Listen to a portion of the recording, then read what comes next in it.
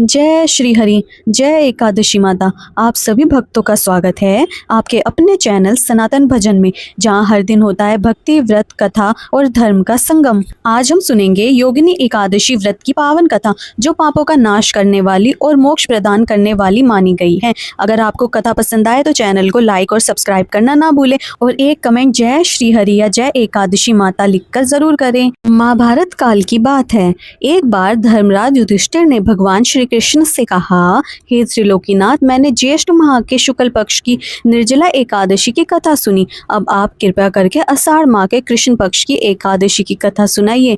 इस एकादशी का नाम तथा महत्व क्या है, सो अब मुझे विस्तार पूर्वक बताइए। श्री कृष्ण ने कहा, हे पांडुपुत्र, आषाढ़ माह के कृष्ण पक्ष की एकादशी का नाम योगिनी एकादशी है। इस व्रत से सभी पाप नष्ट हो जाते हैं। यह व्रत इस लोक में भोग तथा परलोक में मुक्ति देने वाला है। हे धर्मराज, यह एकादशी तीनों लोकों में प्रसिद्ध है। इसके व्रत से सभी पाप नष्ट हो जाते हैं। तुम्हें मैं पुराण में कही हुई कथा सुनाता हूँ, ध्यान पूर्वक श्रवण करो। कुबेर नाम का एक राजा अलकापुरी नाम की नगरी में राज्य करता था। वह शिव भक्त था। उनका हेममाली नामक एक यक्ष सेवक था, जो पूजा के लिए फूल लाया करता था। हेममाली की विशालाक्षी नाम की अति सुंदर स्त्री थी। एक दिन वह मानसरोवर से पुष्प लेकर आया, किंतु कामसक्त होने के कारण पुष्पों को रखकर अपनी स्त्री के साथ रमण करने लगा। इस भोग विलास में दोपहर हो गई। हेममाली की राह देखते देखते जब राजा कुबेर को दोपहर हो गई, तो उसने क्रोधपूर्वक अपने सेवक को आज्ञा दी कि तुम लोग जाकर पता लगाओ कि हेममाली अभी तक पुष्प लेकर क्यों नहीं आया।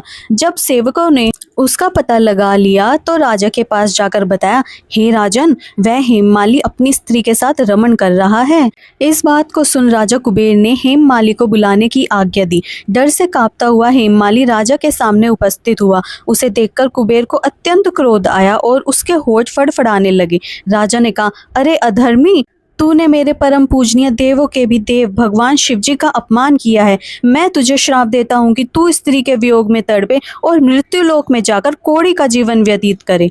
कुबेर के श्राप से वह तत्क्षण स्वर्ग से पृथ्वी पर आ गिरा और कोढ़ी हो गया। उसकी स्त्री भी उससे बिछड़ गई। मृत्यु लोक में आकर उसने अनेक भयंकर कष्ट भोगे, किंतु शिव की कृपा से उसकी बुद्धि मलिन न हुई और उसे पूर्व जन्म की भी सुध रही। अनेक कष्टों को भोगता हुआ तथा अपने पूर्व जन्म के कुकर्मों को याद करता हुआ वह हिमालय पर्वत की तरफ चल पड़ा।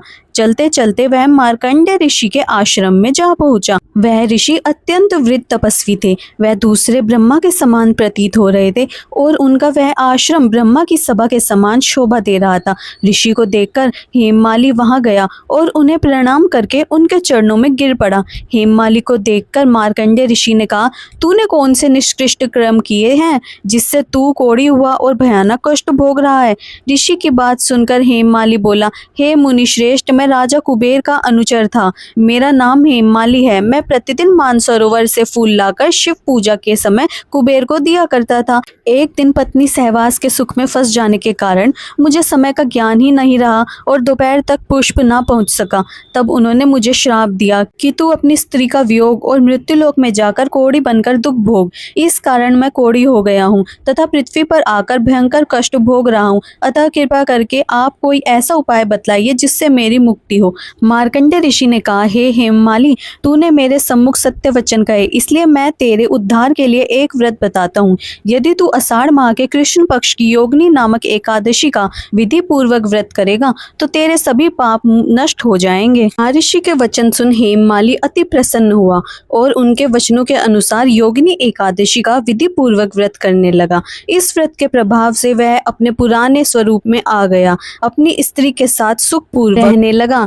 भगवान श्री कृष्ण ने कहा, हे राजन, इस योगिनी एकादशी की कथा का फल 88,000 ब्राह्मणों को भोजन कराने के बराबर है। इसके व्रत से सभी पाप नष्ट हो जाते हैं और अंत में मोक्ष प्राप्त करके प्राणी स्वर्ग का अधिकारी बनता है। एकादशी माता की जय। जय श्री हरि।